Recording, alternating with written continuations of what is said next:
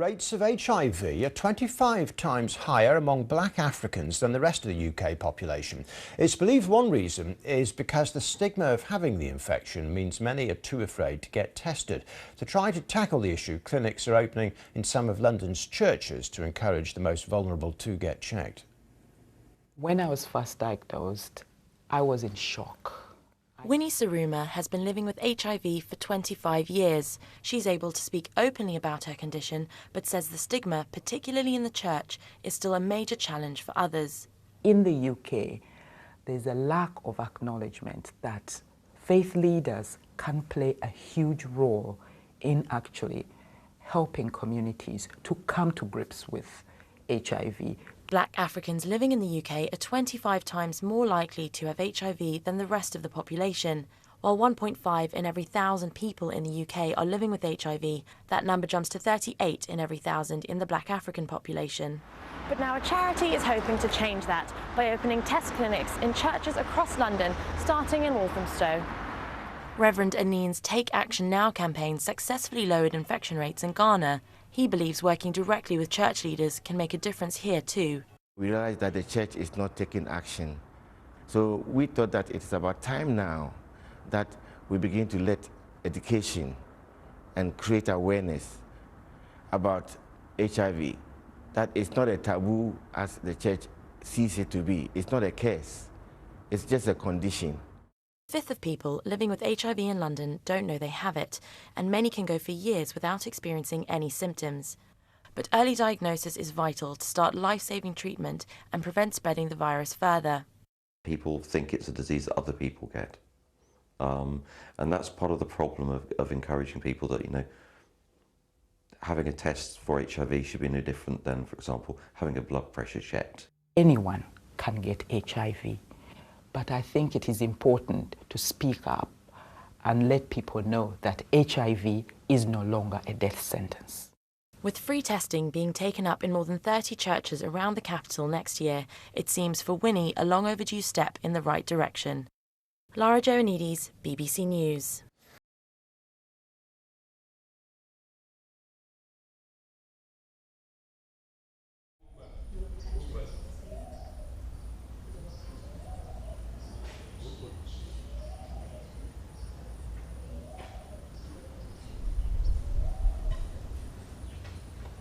It's a combination of both fear and ignorance.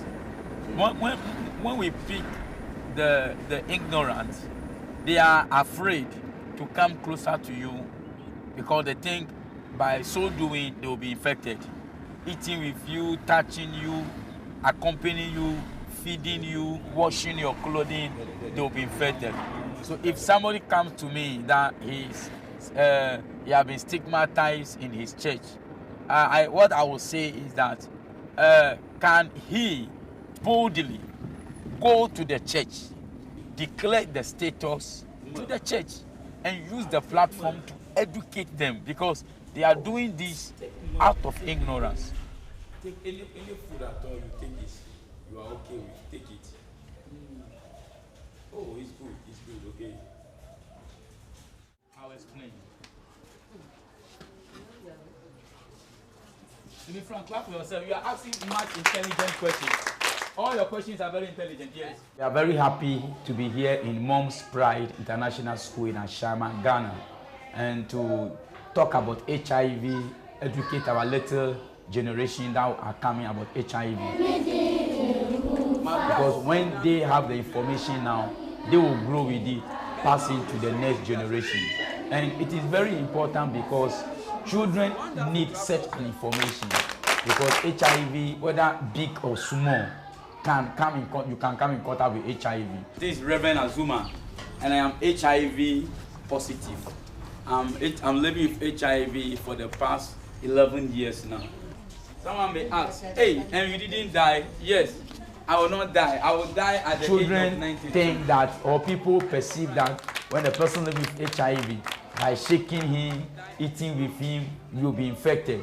But amazingly, after giving the education today, all these children have taken away that perception away from their mind, and they are ready to come in contact with a person with HIV. But before, it was not so. Yes, last two. Then I'll take from the teachers now. Yes. My number. Why? You want to get my number? Okay, I hear. I'll give you my number. If Actionplus Foundation is being supported, we can be able to reach out to those people. Then together, we can break the stigma. Because if the stigma is not break, people cannot go for treatment. People will continue to be hiding in their bedroom and they will die. If the stigma is not broken, wives cannot come to tell their husband that I went to the clinic today and I am HIV. And the husband will say, oh, no problem, there are treatments. The wife is afraid to tell the husband that I am HIV. The husband is afraid to tell the wife that I am HIV because of the rejection that will come. Wow, we will not sit down for people to die. We will come out boldly to say it, to be an example for others. Maybe our story will touch your heart and you will save a life.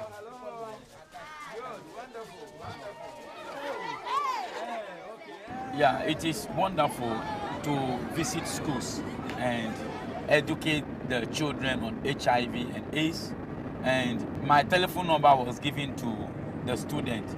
So in the evening, a lot of them were calling, congratulating me, and they even tell their parents that a man came to their school and was educating them on HIV. And their parents also called, and that is the power of the education in the school. In the church, they say it's a curse, it's a punishment. People try to give so many negative names. The members in the church try to mention these negative names, which directly have effect on me.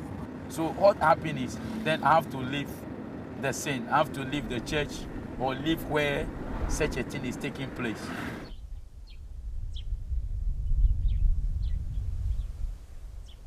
When people come to me with HIV, well, I normally see them as people who are disobedient to God, and God is punishing them. So they have to carry the punishment till death. When they come, I pray for them and I send them away because I thought that they are under curse. So they have to go and then obey the burden of the curse, and they finally die. So I send them away.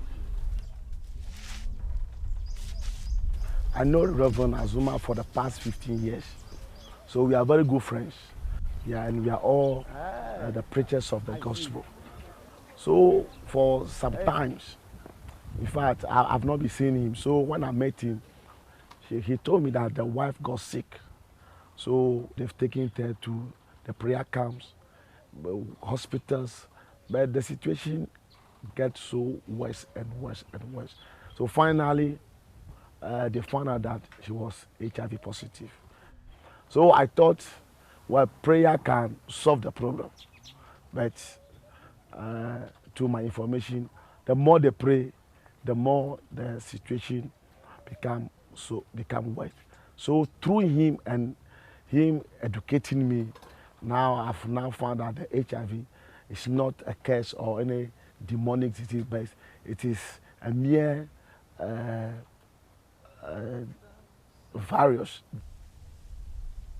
So now I go come to the camp and then looking at them.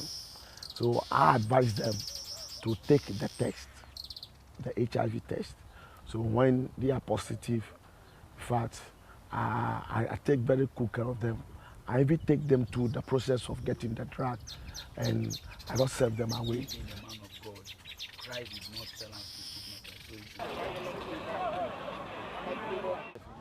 In the last 2 years, from 2005 to 2007, we realized that the most important thing for us to do is to set up a project that will confront the stigma, discrimination, which was a very big barrier to HIV intervention in the country. And so we were looking for resources. So I met Pastor Zuma, who disclosed the situation to me. And then I tried to train him to raise his awareness, to boost his morale. he told everybody, this is my situation, and because I had the opportunity to have my test done, myself and my wife, we are now assessing treatment, and we are now fine, we are doing well, we look very healthy. And that was the first time that people rushed to come to have their HIV blood test done. Wapiki 2 keys. Okay, you. Meeting Pastor Fred has played a very big role for my coming out, because he told me, you are not the only person living with HIV. There are thousands of people living with the virus, and they are living their normal life. So why can't you do something to help your society? People are dying, people cannot come out, therefore people are dying slowly. And if you are living with it, your coming out can touch a life. Your coming out can save a life. The senior pastor, frankly, was very caring initially. Later did we know that he would tend to be negative. We invited him into our sitting room. Then when I told him that, Reverend, we went to the hospital and this is the result. Then he said, wow, John, you have disappointed me. That was the first reaction. Then you can't work with me. That was the second statement. You have disappointed me and you can't work with me. So he just left from the sitting room. Then Sunday, he mounted the pulpit to announce to the church. And that was the beginning of the stigmatization. That was the whole beginning of the troubles, the humiliation we passed through. It was very terrible. We have to relocate. Even when my children want to go and buy food stuff, people refuse to hold the money because they believe when they hold the money, they will be infected. So it is unbelievable. The stigma is very strong here in the country. Stigma is the main barrier which is working hard against the people of the country accessing treatment and also going to have their HIV blood test done.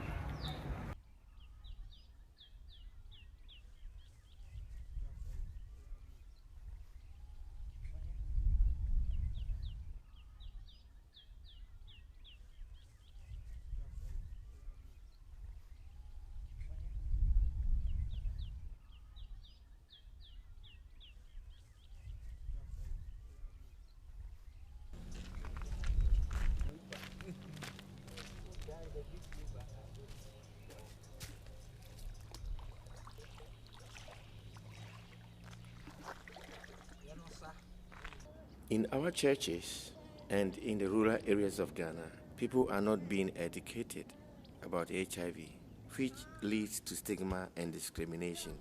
Through education and empowering people like Reverend Azuma, we can challenge stigma and break it.